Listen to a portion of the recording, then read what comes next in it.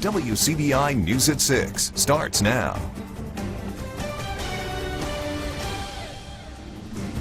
Thanks for joining us, everyone.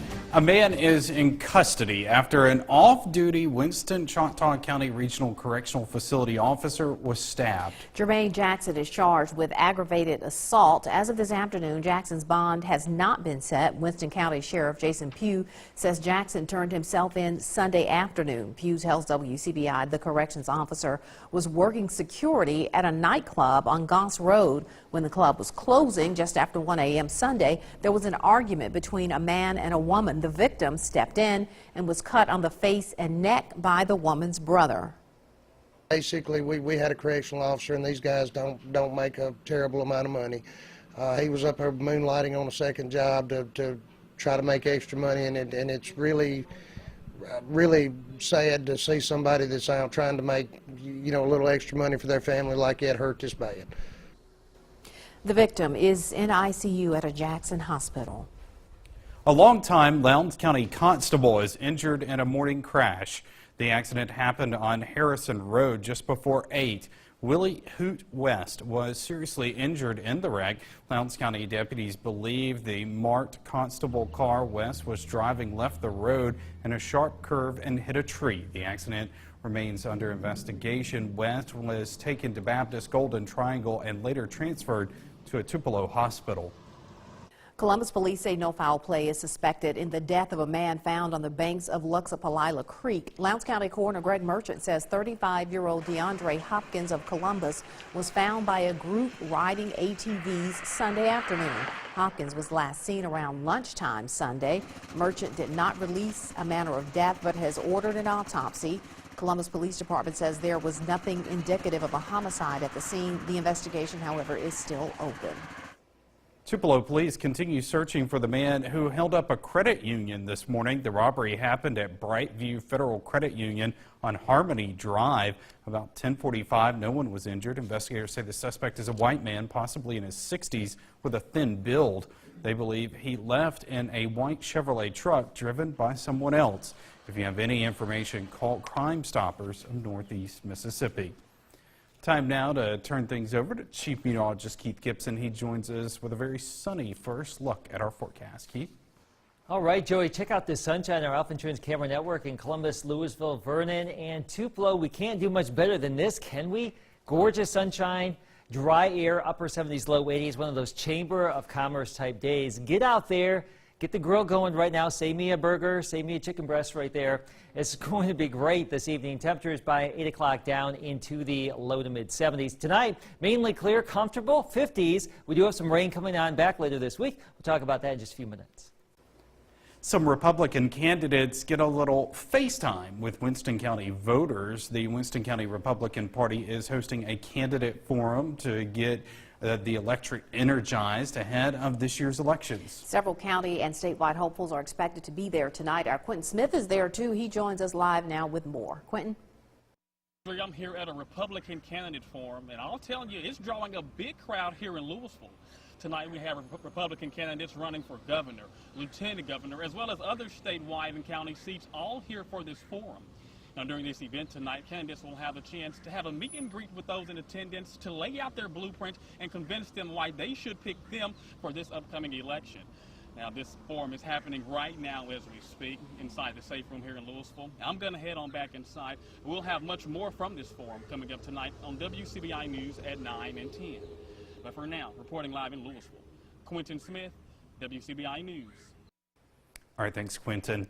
The Lowndes County School District receives top marks in a national survey for the 2018-2019 school year. BackgroundChecks.org ranks Lowndes County 15th out of over 100 districts in Mississippi. The rankings are based on several factors, including student performance, test scores, teacher quality, and graduation rates. Lowndes County Superintendent Lynn Wright says this year's ranking is the highest for the district. I think it's just a reflection of the job that's being done by our people out there in the field, and we've got a lot of people up here at the central office that get out there and make sure the things that are done that need to be done. We've got a great staff up here that I've been blessed to have the opportunity to work with, and things keep look like they keep getting better each year, and we're very proud of that. Boonville, Tupelo, Union County, and Monroe County were also ranked in the top 25. 2 area school districts are getting new superintendents this summer, but those changes will involve some familiar faces. In fact, both the incoming and outgoing leaders of Nettleton schools currently work on the same campus. WCBI's Allie Martin explains. Tim Dickerson is taking a quick break from his duties as Nettleton High School principal to visit a 4th grade reading class. He is joined on the visit by Superintendent Brian Jernigan. Dickerson will soon transition from his role as principal to superintendent of the Nettleton School District. I graduated high school here 30 years ago, so you know, the sense of community here is still here like it was back then. Jernigan will soon be taking the reins of the Monroe County School District. I will certainly miss the staff. Again, the staff has just been very positive for me.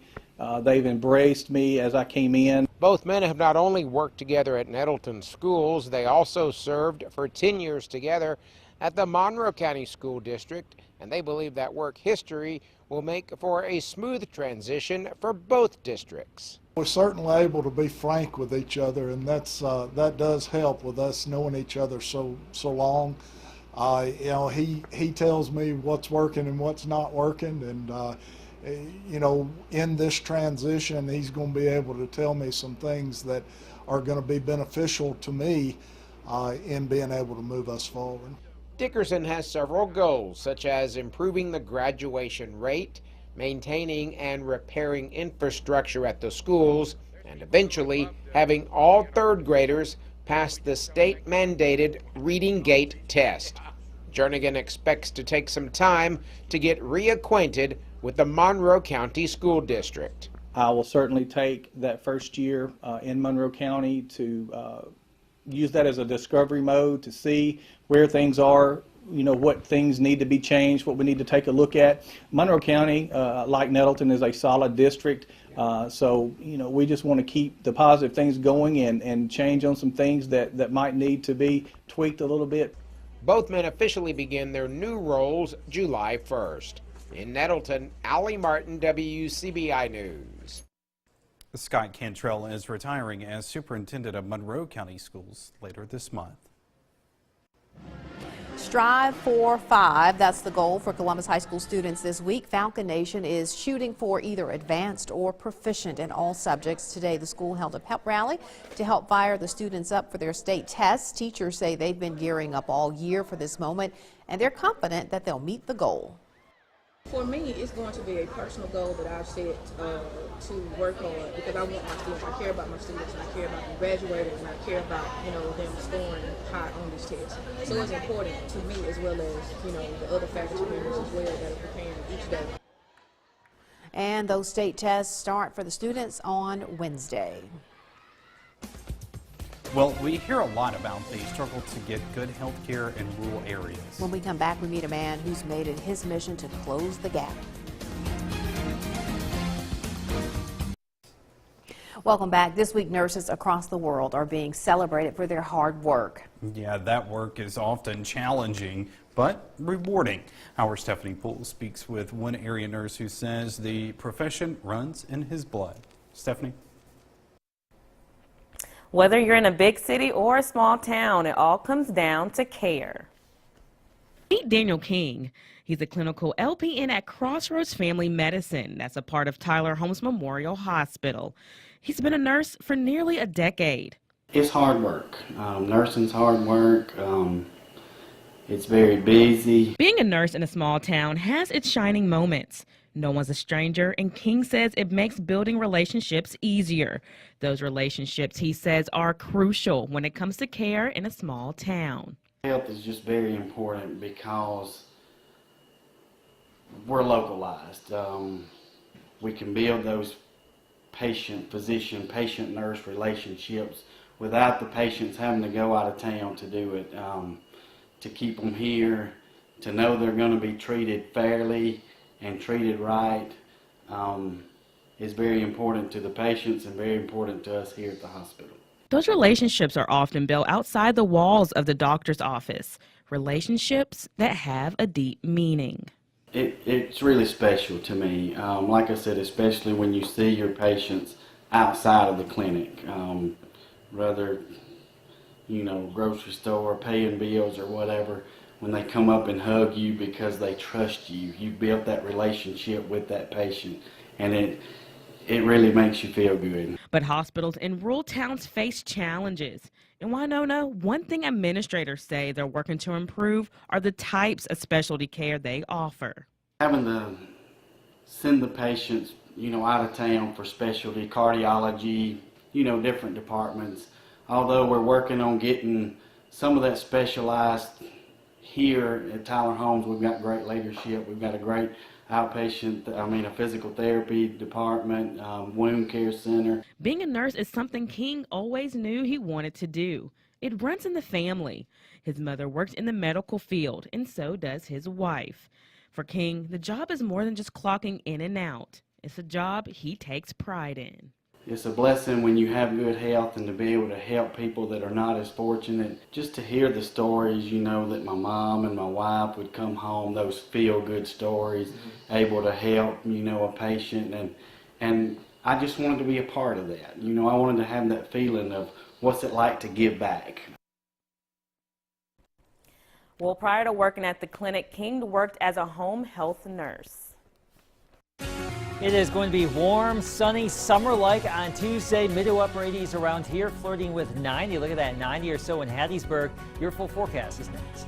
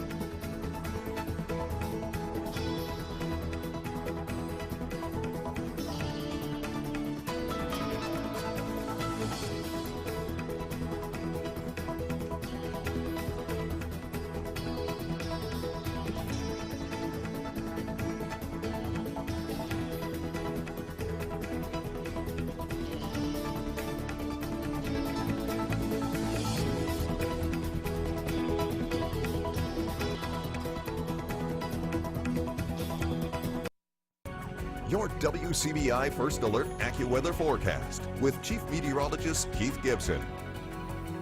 Live here in Starkville right now, 79 degrees. The dew point 57, the humidity 48%. So that is dry air. We had a comfortable day today. We'll have another comfortable night ahead. This is how it looked earlier today with our Alpha Insurance camera network in Columbus and Tupelo. Our side-by-side time lapses right there. Some friendly clouds moving on through. 80 in Columbus and Tupelo right now. 83 in the capital city of Jackson. 82 over there in Montgomery, the capital of Alabama. 85 in Mobile. So sunny and warmer across the entire region. Look at these big-time storms erupting across Kansas, Wyoming, Colorado, and Texas, New Mexico. Big-time storms, hail, wind, isolated tornadoes are a threat there today. Same story tomorrow on Tuesday, too. Notice how we are protected. No real action for tomorrow or for Wednesday as far as strong storm potential.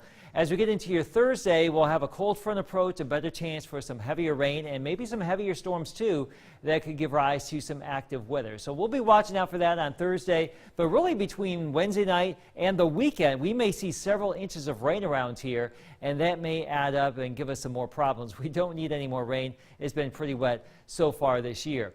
For Tuesday, no rain, 7 o'clock or so, 60 degrees, lots of sunshine, 80 at noon, 87 at 4, 81 at 7 o'clock early tomorrow evening. Here's our city-by-city forecast for you in Tupelo, 86, 86 in Aberdeen and Houston, not too shabby. Winds from the south at about 5 to 10. Fairly uniform as far as the weather and the temperatures and the winds are concerned tomorrow. Mid to upper 80s, give or take. Winds from the south, pretty light in general. Lots of sunshine and some friendly clouds as we get into the second day of the work week. So we are mainly clear right now. We stay mostly sunny to partly cloudy on Tuesday, but as we mentioned, most of the active weather staying back to our west across the high plains. Now, we'll see a few more clouds as we get into Wednesday. Yeah, there may be a shower storm that could graze our region, so we're going to go with a 20% chance of rain on Wednesday. The better odds of rain and storms back to the west Wednesday. But as we get into Thursday with an approaching cold front, we'll see a wave of thunderstorms or 2 clusters. It really is up in the air as what's going to happen on Thursday, but several clusters of storms possible starting Thursday. Some of those could be on the stronger side. Some heavy rain may continue, as I mentioned, into your Friday, the weekend too. Temperatures will dip down too with those clouds and the chance of rain. So pushing the mid to upper 80s for the next 2 days, more in the way of 70s by the weekend. The MUW Owls are headed to the Small College World Series. More on that coming up next in sports. Your WCBI Sports with Courtney Robb is brought to you by your local Ford dealers. Go further. The postseason is quickly approaching for college softball and baseball. After a pair of successful seasons, the MUW softball and baseball teams gathered to wait for each team's fate in the USCAA Small College World Series. Each team was ranked 3rd in the most recent USCAA coaches poll. The Owls baseball team earns the 5th seed and the Owls softball team earns the 3 seed. The 2019 Small College World Series begins on May 12th. Well, Ole Miss baseball making history in Baton Rouge this past weekend. After dropping the series opener 8-3 on Friday, the Rebels turned the series around. Ole Miss snaps a 19-series losing streak at LSU to pick up the team's first series win in Baton Rouge since 1982. And it was highlighted primarily by Game 3 of the weekend, a 19-15 victory in 10 innings. Following the win, Ole Miss junior catcher Cooper Johnson was named as SEC Player of the Week after scoring 6 runs and driving in 5 more. Johnson scored the game-winning run of the weekend as well. The Rebels get set to host Mississippi State this upcoming weekend. Well, following a weekend of wins, it's normal to see some positive come out of it. Mississippi State finishing out its road series in College Station. The Diamond Dogs split the doubleheader, but still took the series 2-1 against the Aggies. The Bulldogs break back into the top 5 in D1Baseball.com's top 25 poll. And after Ole Miss accomplished its impressive feat of snapping that losing streak in Baton Rouge, the Rebels move up from 13th in the rankings to number 11. The competition in the SEC continues to be fierce even as the regular season begins to wind on down. Here's a look at the updated standings in the West after the weekend. Arkansas still on top after a series win to Kentucky this past weekend. Mississippi State sits right below them and 4th overall in the SEC with a 15-9 conference record. And Ole Miss moves past LSU in the West standings after the weekend. Now tied with Mississippi State. Both the Bulldogs and the Rebels have the same conference record at 15-9. Well, about a month after entering into the transfer portal, former Ole Miss center Dominic Olejniczak has found a brand new team. Reported by Jeff Goodman of WatchStadium.com, the grad transfer will be finishing out his college career as a Seminole. Olejniczak had a visit at Florida State last month and was speculated to be deciding between FSU and UNC Charlotte. Olejniczak helped the Rebels to its first NCAA tournament since 2015, averaging 5.3 points and 3 rebounds per game. Just a few weeks after winning the team's first SEC championship, Ole Miss women's golf begins its postseason. The Rebels competing as a 9 seed in the NCAA regionals in Norman, Oklahoma. In the first round, Ole Miss matches up against both Pepperdine and Purdue. This is the Ole Miss women's golf team's 11th overall postseason appearance. The Rebels finished the first round tied for 3rd. Well, thankfully, there was no rain to wash away the chances of resuming high school baseball playoff action this evening. After games were unfortunately canceled on Saturday afternoon and evening due to rain, teams opted to push games back until Monday tonight. Highlights and scores we'll have for you tonight on WCBI News at 10. And if you can't catch it then you can head over to our website and watch them on WCBI.com. That's it for sports. We have your last look at your weather coming up after the break. Stay with us. Nice and warm tomorrow. Still pretty nice on Wednesday. As we get to Thursday, there will be a chance for some heavy rain, some strong storms, some rain chances continuing, as you would imagine, into the weekend. So the horrible weekends that we've had so far this year seem like they are back. Yeah. There you go. That's it. There's really not a whole lot we can say to Sorry. make that sound better. Look, so there could be rain on Mother's Day on Sunday. Oh, that's right. Yes, Yeah. there's a chance. See, I gave you a reminder 6 days out. Okay.